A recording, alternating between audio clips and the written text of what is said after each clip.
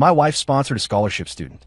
While I was out of town, he snuck into our apartment, put on my silk pajamas, and posted a photo to his Instagram with the caption, "The best gifts are the ones you feel next to your skin." Thanks, E. The words were a blatant challenge. But I wasn't worried. Not for a second. In a few short rounds, he'd be on his knees, begging for mercy. Because I knew, with absolute certainty, that when it came to spotting a wolf in sheep's clothing and gutting them, if my wife, Evelyn Vance, was number 2, no one on earth dared claim to be number 1. This whole drama, from the very beginning, was never meant for me. The photo appeared on an account I'd never seen before, sent to me from an anonymous number. The background was our guest bedroom, a room Evelyn and I had designed down to the last detail. I'd know it anywhere. The star of the photo was a young man, handsome in a delicate way, who couldn't have been much older than 20. He was wearing a pair of deep navy silk pajamas. They were a birthday gift from Evelyn last month, a bespoke, limited edition set from a London tailor. They were so expensive, I hadn't even brought myself to wear them yet. He'd taken a selfie in the mirror, a faint, smug smile playing on his lips. The caption was a masterpiece of plausible deniability. The best gifts are the ones you feel next to your skin.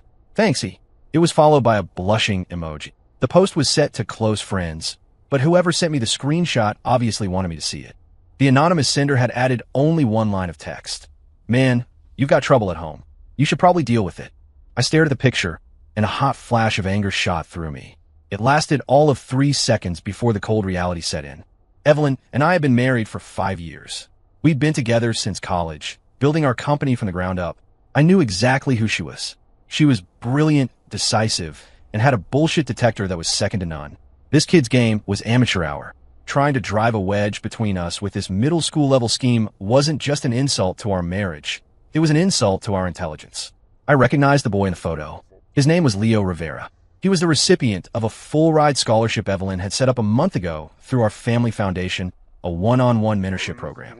Evelyn had a good heart. Once our company took off, she dedicated a portion of our profits to charity every year.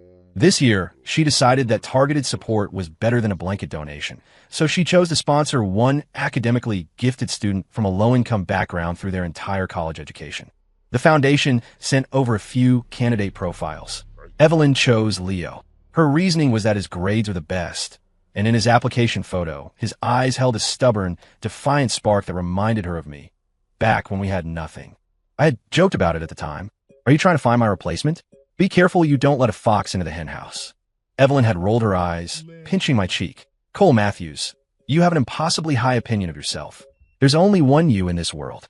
And as for a fox, this isn't a henhouse. If he's a fox, he'll have to ask permission from the hunter first." It seemed my joke had been a prophecy. The young fox was already baring his teeth. I didn't reply to the anonymous number. Instead, I forwarded the screenshot directly to Evelyn with a simple message. "Honey, about these pajamas. Do you think they fit him well?" Her call came less than a second later. "Cole, don't be angry. I'm coming home right now. I'll handle this." Her voice was calm and serious, without a trace of panic. "I'm not angry." I chuckled, leaning back in my office chair. "I'm just curious to see how my master hunter plans to deal with this cocky little fox. Just you wait." Evelyn's voice warmed with a hint of amusement. "I guarantee you'll be satisfied." When I got home from work early, Leo Rivera was standing stiffly in the middle of our living room like a defendant awaiting his sentence. Evelyn was seated on the sofa, legs crossed, radiating an aura of absolute authority. She wasn't looking at Leo. Instead, she was slowly, methodically polishing a priceless antique vase, the only object in our living room without a clear price tag. It was a family heirloom, passed down from her grandfather. She treasured it. Normally, she got nervous if I even breathed on it too hard. Seeing me, Evelyn looked up and gave me a reassuring smile before her gaze shifted back to Leo. "Leo, care to explain?" Her voice was devoid of any emotion. When Leo saw me, his body gave an almost imperceptible flinch before his eyes turned red. He dropped to his knees with a thud, his voice choked with sobs. "I'm so sorry, Evelyn. I'm so sorry, Cole. I didn't mean to do it." Oh, wow. Straight for the big guns. Too bad that act didn't work on Evelyn. She didn't even raise an eyebrow. She continued wiping the vase with a silk cloth, her voice dangerously calm. "You didn't mean to? So you sleepwalked into my home, sleepwalked into my husband's pajamas, and then sleep posted to your Instagram." Leo's face flushed a deep crimson. He stammered, I was just so grateful to you, Evelyn. Not only did you pay for my school, but when my mom got sick a few days ago, You sent me $5,000 for her medical bills without a second thought. I just wanted to come see you, to thank you, but you weren't home.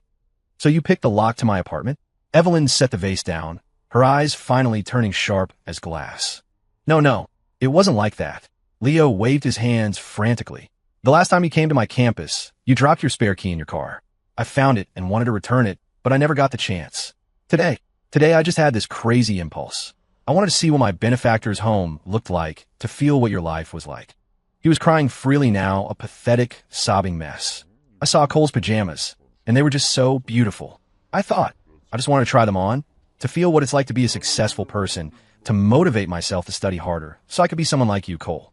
I only posted it to a private group for my family back home. They're all poor, and I just wanted them to see I'm doing okay now, so they wouldn't worry. I never thought someone would take a screenshot and send it around, causing you and Evelyn so much trouble. It was a masterful performance, a perfectly crafted speech. He'd painted himself as a grateful, curious, slightly vain, but fundamentally good kid from the wrong side of the tracks. He explained his motive and conveniently shifted the blame to some non-existent, malicious relative. If I were an outsider, I might have actually bought it. But I wasn't, and my wife sure as hell wasn't. Evelyn listened quietly until he was finished. Then she smiled. She stood up, walked over to Leo, and looked down at him. Are you done? Leo, tears streaming down his face, nodded. Good. Evelyn nodded back. Then she did something nobody could have predicted. She raised her hand and, with a swift, brutal motion, swept the priceless antique vase off its pedestal. Crash! The vase shattered on the marble floor, exploding into 100 pieces. The sharp, clear sound stunned both Leo and me into silence. Leo's face went white with terror. He stayed frozen on his knees, not daring to move. My own heart skipped a beat. That was her grandfather's vase. What was she? Oh dear, Evelyn said, as if just realizing what she'd done. She covered her mouth in mock surprise. My hand must have slipped. She looked down at the horrified boy, her smile innocent and cruel. Leo, look, it's broken. My most cherished possession, just like that. She slowly crouched down, meeting his terrified gaze, her eyes as cold as a frozen lake. This vase was the only thing my grandfather left me. It was priceless, but now I've broken it with my own two hands. Do you know why? Leo, completely terrified, could only shake his head. Because it's dirty now, Evelyn said, her words slow and deliberate. Just now, while I was polishing it, I imagined you. I imagined your hands, the same hands that picked my lock, touching every piece of furniture in our home. I imagined you wearing my husband's pajamas, lying in our bed, and suddenly it felt filthy. Everything in this room feels filthy. Her voice was soft, but it was like a blade of ice twisting in Leo's gut. I'm a bit of a perfectionist, Leo. I sponsored you because I hoped you'd take the high road, that you'd use knowledge to change your destiny. Not so you could waste your energy on these cheap tricks, coveting things that don't belong to you. You wore my husband's pajamas to create the illusion of an affair, to drive a wedge between us. Your ambition, your schemes, all your grimy little thoughts. They were laid bare the second you hit post. Leo, your biggest mistake wasn't overestimating your tactics. It was underestimating my standards. Evelyn stood up. She pulled a card from her wallet and tossed it on the floor in front of him. There's $200,000 on this card. $100,000 is for your tuition and living expenses until you graduate. I'm paying it all at once. From this moment on, our transaction is complete. We have no further connection. The other $100,000 is for damages. Because... She paused, a cold smirk gracing her lips. You startled me just now? I get clumsy when I'm startled. You made me break my vase. So, you're gonna pay for it. Leo's face went from ghostly white to a sickly green. He wanted to argue, to beg, but under Evelyn's all-seeing gaze, he couldn't utter a single word. It was a checkmate move, swift and brutal. She hadn't just exposed his entire scheme to his face. She had used an accident he could never repay to sever any possibility of him ever bothering us again. By paying off his entire scholarship in one lump sum, she removed any excuse for him to approach us under the guise of gratitude. And by making him pay for the priceless vase, while actually giving him $100,000, she had, on paper, made him our debtor. What kind of person buried under a mountain of debt would have the nerve to show their face to their creditor again? Brilliant. Absolutely brilliant. Leo stumbled out of our apartment, clutching the debit card like a ghost. I walked over to Evelyn, wrapping my arms around her, my heart aching as I looked at the shattered porcelain on the floor. Did you really have to break it? Don't you regret it? Evelyn leaned against my shoulder and shook her head, a hint of exhaustion in her voice. I don't. It's just an object. It's not more important than you. She paused, then added, besides, it was a replica. I swapped it out. I froze. A replica? When did you do that? The moment I decided to let him come over. Evelyn closed her eyes. I had a bad feeling about him. There was something in his eyes that didn't match his file. I knew I had to be prepared. A chill went down my spine, followed by a wave of warmth. My master hunter had been setting her trap from the very beginning. I thought that would be the end of it. But I had underestimated Leo. Or rather, I had underestimated the more skilled hunter pulling his strings. Leo vanished for a few days. Just as I was starting to believe he'd taken the 200,000 and quietly crawled back under his rock, a media firestorm erupted online, aimed directly at me and Evelyn. An article titled "The Scholarship Kid and the Sociopath Heiress: The Control and Humiliation Behind a Mask of Kindness" went viral across every major platform. Written from Leo's perspective, the piece was a heart-wrenching accusation of Evelyn's depraved need for control. He claimed that Evelyn's sponsorship was never about charity. It was about grooming him into a pet she could manipulate at will. He alleged that she frequently called him late at night under the pretense of checking in, making suggestive comments, and psychologically tormenting him. He said the pajama incident was a trap she had set herself, that she had given him the key, invited him over, and intentionally left the pajamas out to tempt him into making a mistake. The Instagram post, he claimed, was a desperate cry for help. As for what happened in our living room, he painted it as a cruel, one-sided humiliation of the poor by the rich. In front of her husband, she smashed a priceless antique and then smiled at me and said, "See this? This is something you can never afford to repay. Just like me, something you can never have." She threw money at me, told me to get out, and forced me to sign an agreement forbidding me from ever speaking about her good deeds again. The article was pure dynamite, expertly pushing every hot button: class warfare, emotional abuse, the wealth gap. The accompanying photos were chosen with surgical precision. There is a selfie of Leo huddled under the covers in his dorm room, only his swollen, red-rimmed eyes visible. There was a screenshot of the large deposit into his bank account, framed as hush money, and there was a picture of the shattered porcelain from our vase, presented as ironclad proof of Evelyn's violent temper. Public outrage was immediate and overwhelming. Online crusaders materialized out of thin air, burying us in an avalanche of hate. What a monster! A devil hiding behind a charity. So being rich means you can do whatever you want? You can just trample on a kid's dignity like that. Her husband is no better, just standing there like a coward while his wife tortures someone. Find them, dox them, expose these disgusting excuses for human beings. Our company's website was hacked. The customer service lines were flooded. Our personal cell phone numbers were leaked, and we were inundated with hundreds, then thousands of hateful, threatening text messages. Evelyn's face was pale. I held her close and whispered, "Don't be afraid. I'm here." She shook her head, her eyes holding not fear, but a cold, burning anger. "I'm not afraid. I'm just disgusted. Cole, this is bigger than him. I'd already figured that out. Leo, a broke college kid, no matter how cunning, couldn't have orchestrated a media assault this precise and vicious in such a short amount of time. Someone with serious resources was guiding him. What do you want to do?" I asked her. "Fight fire with fire." Evelyn's gaze sharpened. "He wants a PR war? We'll give him one. He wants to destroy my reputation. I'll make sure he's so thoroughly disgraced he'll never recover." This time, my master hunter was out for blood. We didn't issue a statement. We didn't engage with the furious mob online. Amid the deafening roar of condemnation, we remained eerily silent. Our opponents took this as a sign of fear and doubled down on their attacks. Self-proclaimed journalists even secured an in-depth interview with Leo. On video, he wept, delivering an Oscar-worthy performance that won him a fresh wave of sympathy. Just as the public narrative reached its peak, when even mainstream media outlets began chiming in, calling for the protection of the vulnerable and warning against the capitalist abuse of goodwill, Evelyn made her move. She did only one thing.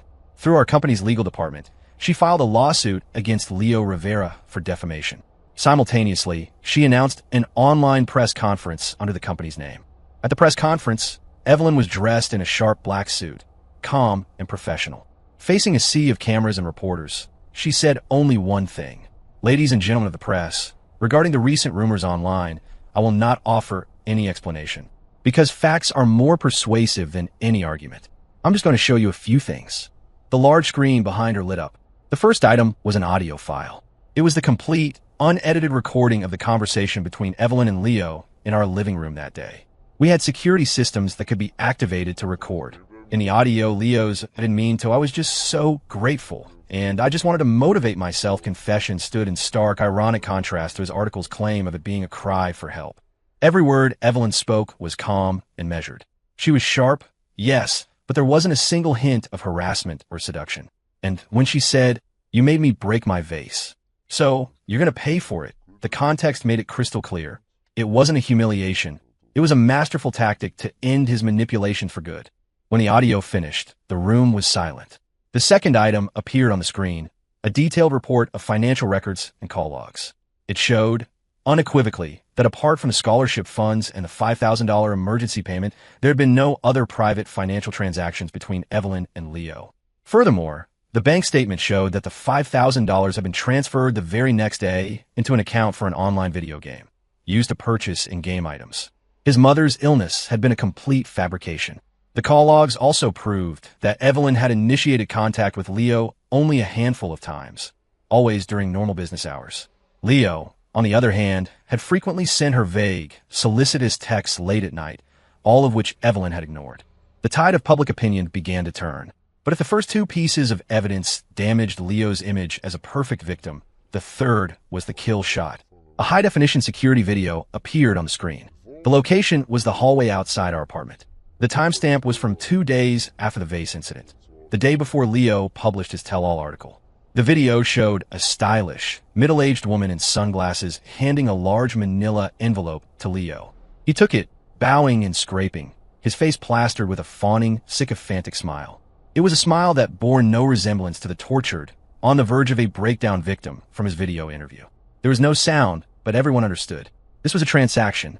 Leo wasn't a victim. He was an actor. Every word he'd spoken, every tear he'd shed, was part of script. And the woman in sunglasses was the director. The press conference ended, and the internet exploded. The same people who had been calling for our heads just days before now turned their fury on Leo. Holy SHD, the plot twist of the century. This kid is disgusting. Give this guy an Oscar. He played every single one of us. Find out who that woman is. This is clearly a corporate sabotage hit. Evelyn Vance is a total badass. That counterattack was epic. Overnight, Leo went from a symbol of hope to a reviled con artist. The university immediately issued a statement announcing his expulsion and a formal investigation. With the mountain of evidence we provided, the court quickly accepted our defamation case. He was facing serious legal consequences. We had won the media war, decisively, utterly. I looked at Evelyn, sitting beside me, calmly scrolling through the flood of apologies and praise online, and my heart swelled with pride. My wife was just that powerful, that brilliant. But at the same time, a question began to form in my mind. Who was the woman in the sunglasses? Why would she go to such lengths to destroy Evelyn? Was it really just business competition? I had a gut feeling this wasn't over, and that the woman's identity would be something we never could have expected.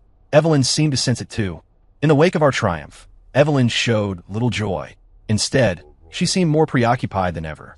That night, she locked herself in her study and didn't come out until morning. The next day, she handed me a file, her expression grim. "Cole, I need you to run a background check on this person." I took the file. When I saw the name on the tab, my eyes widened. Rhonda Hall. The name was vaguely familiar. I recalled she was one of the founding members of her father's company, Vance Enterprises.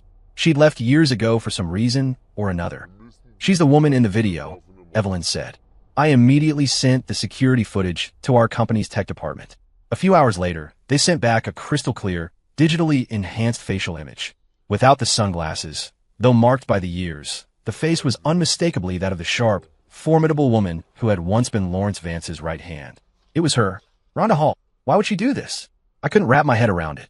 When she left the company, Dad gave her a huge severance package, didn't he? This can't be about business competition. This is too vicious, too personal. Evelyn's father was a self-made man who had built a billion-dollar empire from nothing. He had died of a sudden heart attack when Evelyn was just starting college. Evelyn had mentioned Rhonda before, describing her as her father's most trusted partner and mentor. They had been incredibly close. The story went that Rhonda's husband became a gambling addict and racked up enormous debts. To pay them off, Rhonda had embezzled company funds. Out of respect for their long friendship, Lawrence hadn't pressed charges. He handled it privately, gave her a generous sum of money, and let her resign quietly. He had done more than enough. But now, it seemed there was more to the story. I don't know, Evelyn said, shaking her head, her face a mask of confusion. All I know is that after my father died, it was like Rhonda fell off the face of the earth. I always assumed she was too ashamed to ever face us again. Maybe it's time we faced her, I suggested. Evelyn was already one step ahead of me. She quickly found Rhonda's current address, a high-end assisted living facility in Napa. We drove out the next day. The facility was serene and beautiful. Rhonda had a private suite, bright and immaculate. She didn't seem surprised to see us. She brewed tea, invited us to sit, and regarded us with a calm, detached expression, as if she had seen it all. I knew you'd come, she said, her voice slightly hoarse. Rhonda, I want to know why, Evelyn said, getting straight to the point. Rhonda lifted her teacup, blowing gently on the surface, not answering immediately. She looked at Evelyn with a complex mix of nostalgia, pity, and something else, a deep, bottomless well of resentment. Why? She gave a short, cold laugh. Evelyn, maybe you should ask your great father what he did to me. That's right, Lawrence Vance. Rhonda's voice suddenly rose, her calm facade cracking to reveal the seething hatred beneath. He was a hypocrite, a goddamn thief. I built that company with him. We bled for it side by side. He promised me half of it. And what happened? When my husband was in trouble, when my family was at its lowest point, he forced me to sign over my shares. He kicked me out with a pittance he called his severance package and stole everything I had ever worked for. Rhonda was becoming more agitated, her eyes bloodshot. My husband never recovered from the shame of it. He drank himself to death. My son, Leo's uncle, had to drop out of school because we were bankrupt and being chased by creditors. He's never amounted to anything. Lawrence Vance destroyed my family. How dare he die peacefully as a billionaire? And how dare you sit there like a princess, enjoying a life that should have been ours? Leo is my sister's son. I watch him grow up. He's smart, ambitious, like me, and like the man Lawrence Vance used to be. I sent him to you because I wanted you to know what it feels like to be stabbed in the back by someone you trust, to have everything stolen from you. I wanted to destroy you, to destroy the one thing Lawrence Vance ever truly loved. Her words hit us like a bomb. Evelyn and I were stunned. The version of events Rhonda was screaming about was a universe away from the story I knew. No, that's impossible, Evelyn whispered, her face ashen. My father wasn't that kind of man. Not that kind of man. Rhonda laughed, a hysterical, broken sound. Go ask him yourself. Oh wait, you can't. He's dead, and thank God for that. It's just a shame he couldn't be here to see his precious daughter dragged through hell. Looking at Rhonda's face, twisted by years of bitterness, a cold dread washed over me. If she was telling the truth, then Evelyn's father was a monster, and we had been living a life of privilege built on the ruins of another family. If that was the case, what did that make our takedown of Leo? Just another case of the rich bullying the poor. For the first time, a profound sense of doubt and regret took root in my heart. Evelyn was in even worse shape. She was trembling, her lips completely drained of color.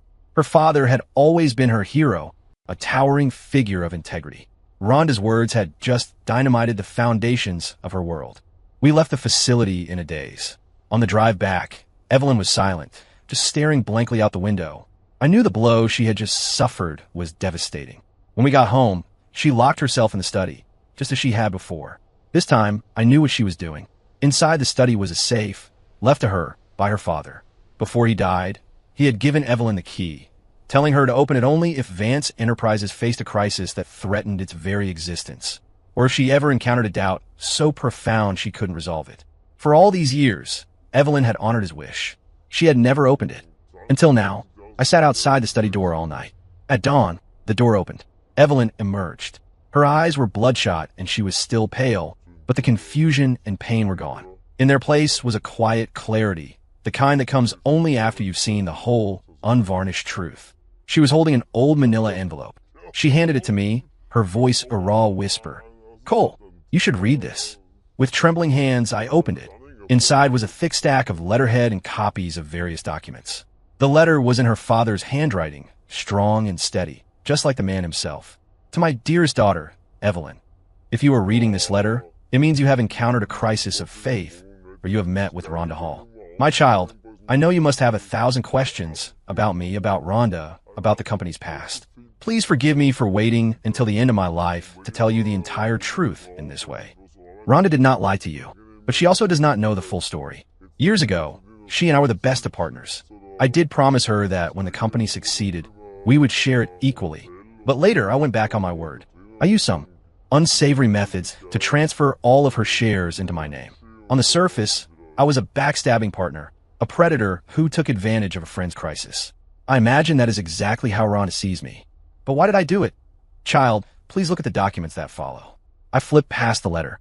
There was a stack of medical diagnoses, records of massive bank withdrawals, and loan agreements from offshore casinos. All the evidence pointed to one person, Rhonda's husband, Marcus Hall. In the letter, Lawrence continued, Rhonda is a brilliant woman, but when it came to matters of the heart, she was terribly blind. Her husband, Marcus, was a con man from the very beginning. He was only ever after her money. After he had drained her personal savings, he got into gambling and accrued a staggering amount of debt. To pay it off, Rhonda began leveraging company assets. She was even preparing to sell her shares.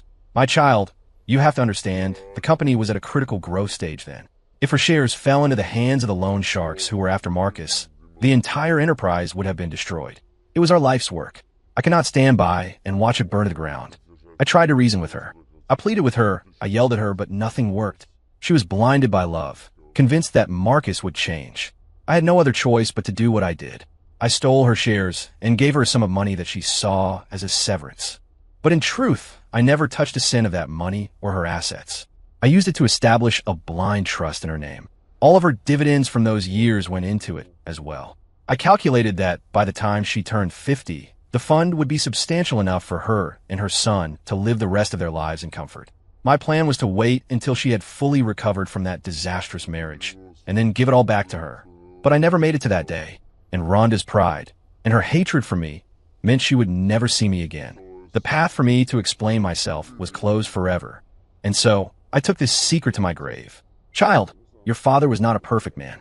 To save our company, I hurt my best friend, and I condemned her to live half her life consumed by hatred. That is my sin. This letter and all the evidence is now yours. What you do with it is your decision. You can make it public to clear my name, but doing so will undoubtedly wound Rhonda to her very core, forcing her to live out her days in regret. Or you can continue to keep this secret. Let me remain the villain in her story. Perhaps for her, living with a clear purpose for vengeance is a kinder fate. Whatever you decide, I will support you. Just remember one thing. In this life, you must be kind. But before you are kind, you must first learn to protect yourself. The letter was signed with his name and the date. By the time I finished reading, tears were streaming down my face. So this was the truth. It wasn't a story of betrayal, but one of silent protection. Lawrence Vance wasn't a thief. He was a guardian. He had used a cruel, pragmatic method to protect not only his life's work, but also the future of the friend he had wronged. He shouldered all the blame, leaving clarity and fortune to others. What a profound and tragic man. I looked at Evelyn. Her tears had already dried. She picked up the phone on her desk and dialed a number. Mr. Abrams, this is Evelyn Vance. I need you to prepare some documents immediately regarding the trust fund of Ms. Rhonda Hall. I've decided to initiate the transfer process now. I was stunned. You're going to give it all back to her. Evelyn nodded, her gaze firm, without a shred of hesitation. Dad was right. Sometimes the truth is more painful than a lie, forcing her to see that the person she's hated her whole life was actually her greatest protector, making her realize that her own blindness and obsession ruined her life. That kind of regret would be worse than death for her. Rhonda has lived in hatred for too long. It's been a bitter existence. What she did to us was wrong, and she will face the legal consequences for it. But after that, I want her to have the chance to start a new life. My father's name doesn't need to be cleared for the world. As long as I know the truth, and you know the truth, that's enough. I walked over and held her tightly. In that moment, all the love, hate, regret, and anger in my heart melted away into an endless well of admiration and tenderness for the woman in my arms. She was kind, but she had teeth. She was compassionate, but she was rational. She could win a war with breathtaking strategy, and then, in the moment of victory, choose the most merciful path. My wife wasn't just an expert at spotting manipulators. She was a woman of true wisdom and grace. How did I ever get so lucky? The rest of the process unfolded smoothly. For conspiracy to commit defamation, Rhonda Hall was sentenced to 1 year in prison. Before she was incarcerated, our lawyer, Mr. Abrams, met with her and presented her with a complete trust fund portfolio. We didn't go. Evelyn said some things are better left unsaid, some meetings better left to the imagination. We heard that when Rhonda saw the documents, she completely broke down. She couldn't believe it, couldn't accept that the man she had despised for 2 decades had been protecting her all along. She apparently cried in that visiting room for an entire afternoon, a gut-wrenching, soul-cleansing cry of regret, shame, and an awakening that had come 20 years too late. For fraud and defamation, Leo was expelled from the university and faced his own legal penalties. After his release, he was reportedly too ashamed to show his face anywhere and returned to his hometown in disgrace. The storm finally passed. Life returned to normal. Our company, far from being damaged, emerged with a reputation for integrity and strength, earning us more respect and opportunities than ever before. A year later, Rhonda was released. She never contacted us. Instead, she had a lawyer donate the entire trust fund, which had grown to an astronomical sum, to charity in Lawrence Vance's name, establishing a new scholarship for students just like Leo, but who were genuinely deserving. She kept only a small portion for herself, enough to live out her days quietly. Then, she left the city and was never heard from again. We did receive one final letter from her, with no return address. It contained only one sentence. "Evelyn, I am sorry. And please, tell your father for me. Thank you." Evelyn read the letter and was quiet for a long time. Finally, she looked up at me and smiled. It was a smile that had let go of all the weight of the past. "Come on, Cole. Let's go see Dad." The afternoon sun was warm and golden. We brought a bouquet of white lilies to Lawrence's grave. Evelyn placed the letter gently in front of the headstone, then used her hands to slowly brush away the dust. She knelt down, leaning against the cool marble as if she were a little girl again, sharing secrets with her father. "Dad," she said, "thank you. Did you hear her? Dad, I never understood why you were always so busy, why you were so strict with me, why you always seemed to have the weight of the world on your shoulders. I think I'm starting to get it now. Dad, thank you. Thank you for teaching me what real strength and kindness look like." I stood behind her, giving her the moment. The setting sun cast our 2 shadows long across the grass, making them overlap until they were one. I watched the profile of her face, the face I had loved for so many years, now etched with a quiet tenderness and an unshakable resolve. I realized that this whole ordeal, in its own way, had been a gift. It had shown us the darkness in human nature, but it had also allowed us to touch the light. It made us more certain than ever that the path we were on and the person we were walking it with were the truest choices of our lives. On the way home, Evelyn suddenly turned to me. "Cole, if one day I ever become like Rhonda, paranoid, bitter, completely unreasonable, would you still want me?" I thought for a moment, then squeezed her hand, looking her dead in the eye. "Then I'd do everything in my power to pull you back from a cliff. And if I couldn't, I'd jump with you, because you're my entire world. For you, I'd do anything." Evelyn stared at me for a beat, then a beautiful smile spread across her face, her eyes curving into happy crescents. She leaned over and whispered in my ear, "Don't worry, that will never happen, because..." She gave me a playful wink. "You have me to protect you. As long as I'm around, no wolf in sheep's clothing will ever get within 10 miles of you." I burst out laughing and started the car. Outside the window, the city lights were beginning to glitter, a river of stars on the horizon. I knew that no matter what storms lay ahead, as long as we were together, hand in hand, heart to heart, nothing could ever break us. Because love is the strongest armor in the world, and it is also the sharpest sword. And my wife is the best there ever was at wielding both. The end.